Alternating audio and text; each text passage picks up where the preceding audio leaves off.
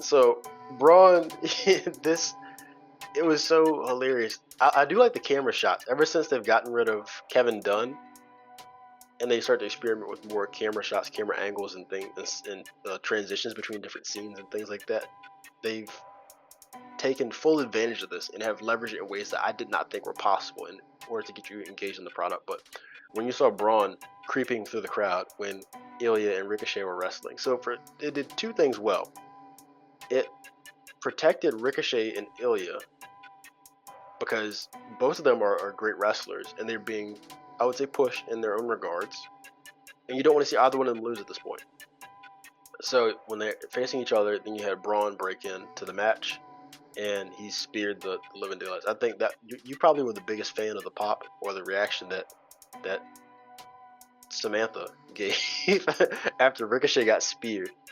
And that was just seeing him come through the crowd. That was interesting because you always wonder like what is actually happening when the wrestler. I don't think they showed it on TV per se, but I did see some footage of him like going through the crowd, and he was like, you saw the video, Yeah. And that was really interesting for me because it's like, does everybody hide under the ring, or like how do they stop from fans reacting too much and making it too obvious, and then it makes the wrestler in the ring look dumb?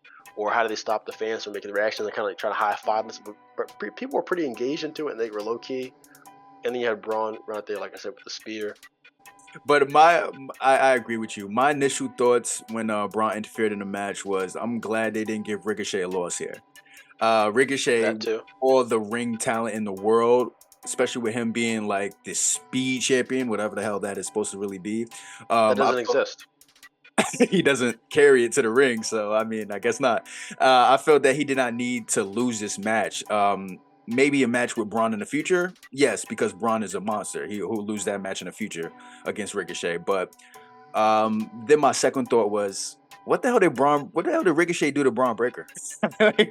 He was there. My goodness, this is the second time though. He spared him the first time out of for no reason, and then this time he just interfered in the match. And I love how Bron Breakker's just making Adam Pearce just look like a like he's not the first person to do it either. He's just like he's just talking to him. He's just not even paying attention to him. Like but yeah, it's wild. But Adam Pearce puts let's call him Scrap Daddy P. That's his Twitter name. You know that? Adam Pearce? Scrap Daddy P. Scrap Daddy P. And so Scrap Daddy, what he did, he made a video in which he was reprimanding Braun and was saying pretty much that he's not trying to control you. I'm not trying to control you. I want you to control you. And he talked about he tripled or quadrupled the fine or something like that. He doesn't care. He's suspended. He's breaking in the show. At this point, I mean, I need to see a more concerted effort from Adam to stop or to invoke some sense of control and gain reins of the show again. I understand that Braun is not somebody you can control, but you gotta try harder than that. Other than just a slap on the wrist. He's not. It's nothing for him to do, to be honest with you. But for real, I do like how they presented Bron Breakker. I didn't really give him they didn't really give him much work for like the first month and a half. But I like how they're building off of having him go crazy because he wasn't in the King of Ring tournament. And he's not like Tama Tonga crazy crawling on the floor, but I think he's he's legit, and I like him, and I think I like how they're making him out to be like this unstoppable force, that has like a really really good skill set, like a monstrous type skill set, like speed, power, and everything. So he's the total package when it comes to a wrestler. I will say that. I said that there were two things that they did. So they didn't have Ricochet or Ilya, either of them, lose. But they also have a compelling matchup on the back end of this that they're building towards. You know it's going to go towards a triple threat. And you have those three guys just over their careers. They haven't necessarily interacted much over the span of history in general. I think Ilya and Braun may have a small overlap. I don't know if they actually had a match though. But anyhow, all of them are great NXT talent. They're doing great things on the main roster already. And yeah, I'm excited to see that triple threat and watch Braun destroy both of them. That's the thing. That was going to be my prediction too. Whether it's either going to be a triple threat or just see Braun versus Ricochet in the next match, or maybe a triple threat, or just them two at the Clash of the Castle pay per view. So it's possible.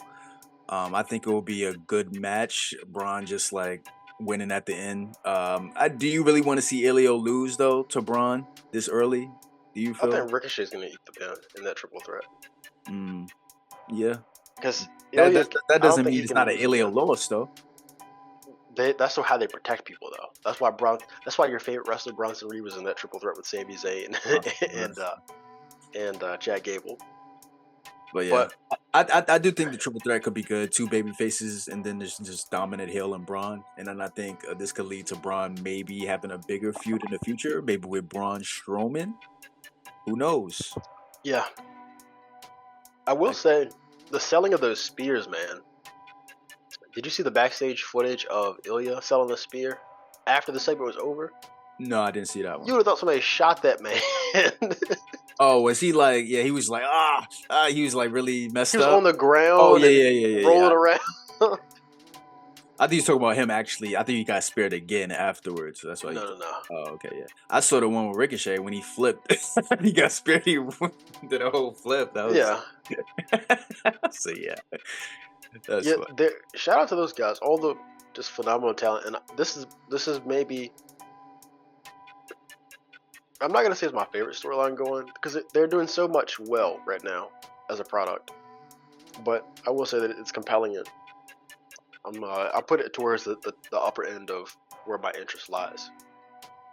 Yeah, I agree. I'm looking forward to it.